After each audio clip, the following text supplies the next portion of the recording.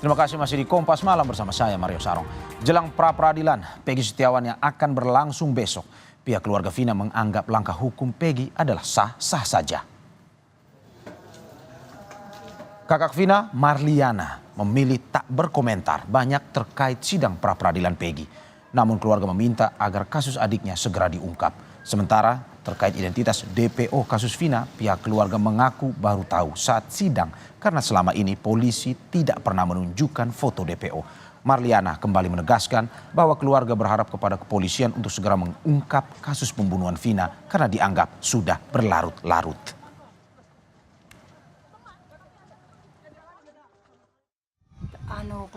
Pihaknya Peggy Setiawan melakukan pra-peradilan itu sih sah-sah aja ya Pak ya, itu kan haknya mereka gitu kan. Saya pribadi itu nggak, maksudnya dijelaskan DPO-nya orang sini atau mukanya seperti itu, ini nggak pernah. Jadi keluarga tuh hanya tahu nama-namanya saja, dan itu pun tahu hanya saat di pengadilan. Di pengadilan kan, di akhir pengadilan itu kan disebutkan tuh 3 DPO ya, Andi, terus Dani, terus Peggy gitu kan.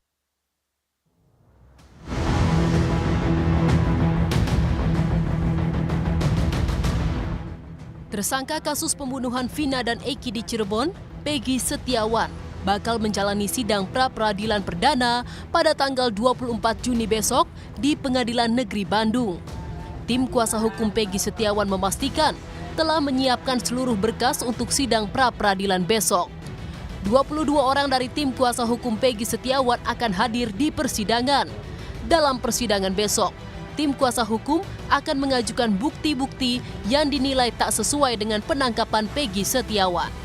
Bukti-bukti itu ya akan kami ajukan karena di dalam putusan pengadilan itu ya, Peggy alias Peron di situ menggunakan sepeda motor Vario warna hitam.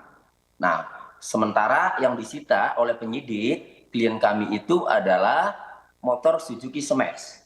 Dalam putusan pengadilan itu sudah inkrah, sudah berkekuatan hukum tetap, konstruksi dakwaannya sudah dibangun dan sudah terbukti di pengadilan bahwa 11 pelaku menggunakan 7 sepeda motor, yaitu 7 sepeda motor itu ya tidak ada yang namanya motor Suzuki Smax.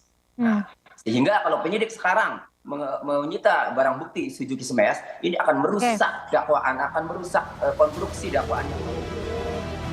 Menghadapi sidang gugatan pra-peradilan Peggy Setiawan yang digelar besok, persiapan juga dilakukan Polda Jawa Barat. Pihaknya telah menyiapkan tim kuasa hukum dari bidang hukum Polda Jawa Barat dan eksternal. Kami akan menghadapi gugatan sidang pra-peradilan yang diselenggarakan terhadap gugatan penetapan tersangka PS. Tentu kami telah menyiapkan tim dari kuasa hukum Polda Jawa Barat.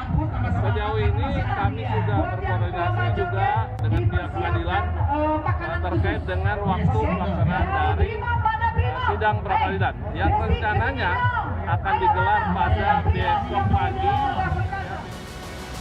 Kejaksaan Tinggi Jawa Barat menugaskan 6 jaksa untuk menangani kasus Peggy Setiawan.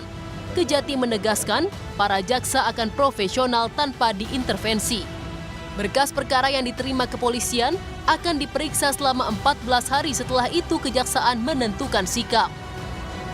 Pihak Kejati Jabar barusan menerima berkas tahap 1 atas nama tersangka PS.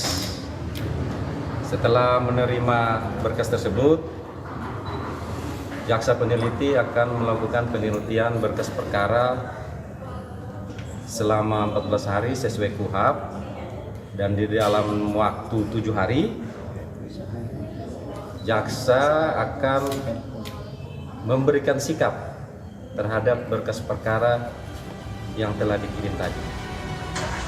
Sidang gugatan pra-peradilan Peggy Setiawan akan digelar di Ruang Mujono, Pengadilan Negeri Bandung, Jawa Barat, Senin besok. Pengadilan Negeri Bandung telah menunjuk Hakim Tunggal Eman Sulaiman untuk mengadili gugatan pra-peradilan Peggy. Persidangan bakal jadi panggung adu kuat alat bukti, di mana pihak Peggy maupun Polda Jabar telah menyiapkan amunisinya masing-masing. Tim Liputan Kompas TV.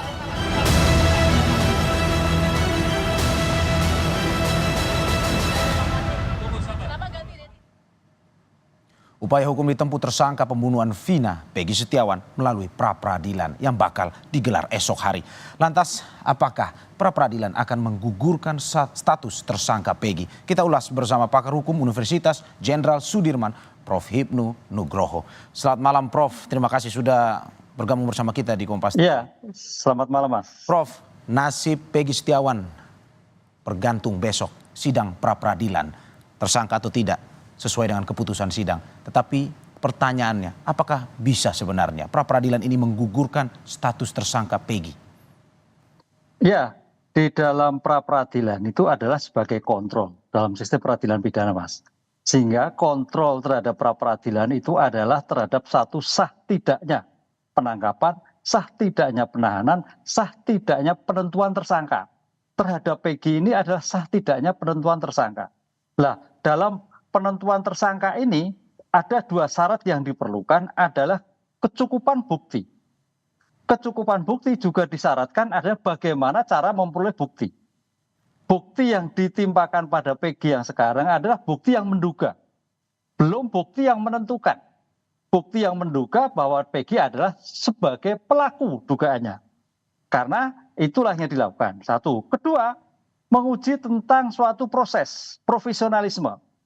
Kalau kita lihat di dalam hukum acara pidana, apa itu penyidikan? Adalah serangkaian tindakan penyidik untuk mengumpulkan barang bukti guna menentukan tersangka. Lah, menentukan tersangka itu suatu proses yang terakhir. Jadi bukti A, B, C, disitanya A, B, C, baru menentukan tersangka. Pertanyaannya yang sering terjadi, si Peggy sudah diperiksa sebagai saksi atau belum? Kalau belum, lah ini potensi menjadi gugur pra-peradilannya. Kan itu. Jadi banyak hal ini sebagai bentuk evaluasi profesionalisme seorang penegak hukum. Karena ini suatu yang baru, Mas. Berarti menurut Anda Peggy punya kesempatan yang besar untuk bisa digugurkan status tersangka? Ya, dalam suatu pra-peradilan ada dua kemungkinan, bisa gugur dan tidak gugur. Karena itu loh. Potensi, makanya kalau orang melakukan suatu pra-peradilan itu, penegak hukum, khususnya penasihat hukum sudah menilai, menurut Anda kurang profesional. Ya. Gitu. Menurut Anda, Prof, apa argumen yang kuat yang mungkin bisa dipakai oleh kuasa hukum untuk bisa nantinya dalam sidang pra-peradilan? Satu, argumen yang pertama bahwa kita harus melihat Peggy ini kapasitasnya seperti apa. Jadi surat perintah penyidikan terhadap Peggy pada penangkapan, ya itu seperti apa? Apakah sebagai pelaku? Apakah sebagai turut serta? Ini kan penyertaan. Apakah sebagai DPO? DPO kapasitasnya seperti apa? Lah itu mengenai subjek yang dilakukan. Lah subjek itu harus jelas. Jadi jangan sampai sprindik yang dilakukan oleh Polda itu tidak jelas. Hanya sebagai pelaku. Pelaku apa? Kapasitas seperti apa?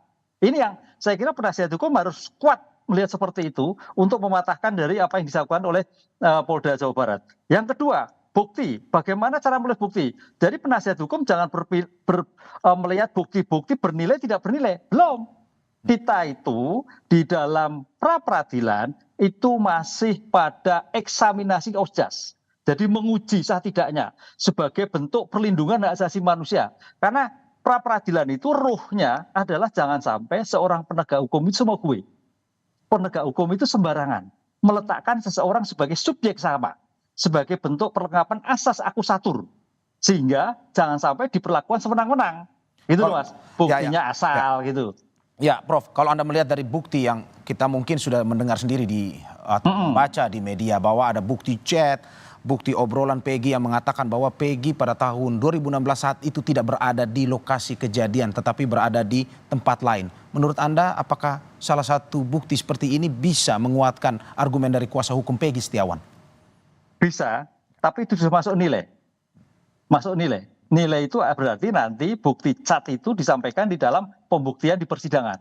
Bukan pembuktian di pra-peradilan. Itu yang bedakan. Pembuktian di pra-peradilan itu hanya menilai cara memperoleh bukti. Belum pada nilai bukti yang menentukan sebagai seseorang sebagai tersangka atau tidak. Makanya bukan lagi investigasi, tapi eksaminasi.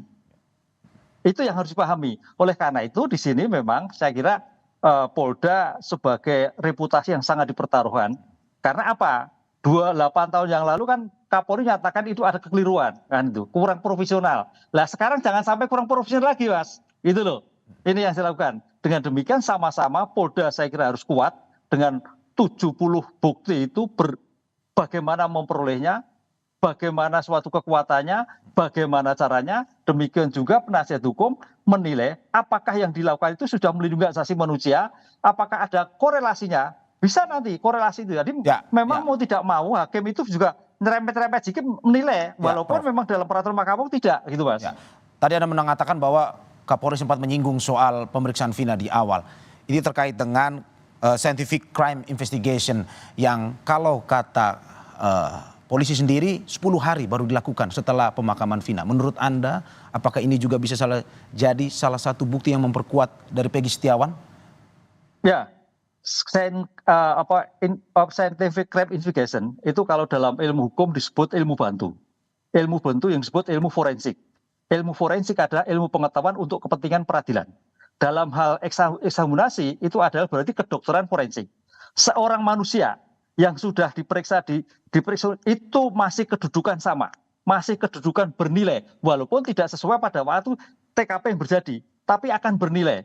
Jadi nilai itu sama, karena manusia itu akan hilang. Yang terakhir itu kalau kita lihat dalam buku kedokteran forensik gigi. Gigi itu sampai mati pun akan tidak hilang, Mas. Berarti menurut Anda ini bisa dibawa untuk disidangkan dalam pra-peradilan, bukti seperti ini? Oh iya, bisa. Kan ini kan waktu itu kematian seperti apa? Kan gitu loh. Kematiannya seperti apa? Jadi bukti yang dilakukan, makanya ini kan bukti yang tidak langsung. Kan kalau bukti langsung masa mayat dibawa ke persidangan kan enggak kan? Berarti kan visumnya. Visumnya yang tadi 10 hari itu bisa, 20 hari pun bisa. Cuman memang kalau kita melihat kekuatan, nah kita bicara kekuatan forensik adalah forensik itu adalah melihat ketika itu.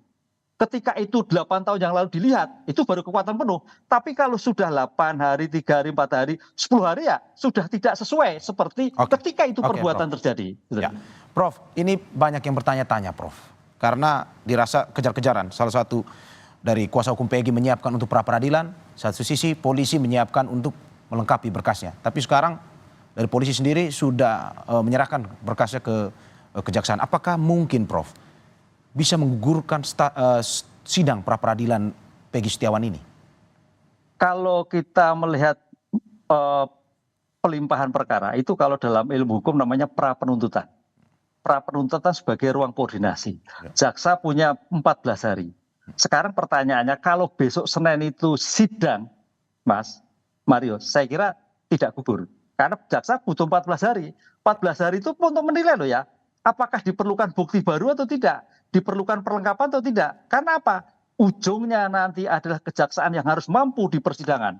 Sehingga tampaknya walaupun kejar-kejaran, kalau besok hari sudah dilakukan pembacaan pra-peradilan, itu permohonan pra-peradilan dan polisi hadir siap menghadapi, saya kira tidak sampai ke menunggu gugur.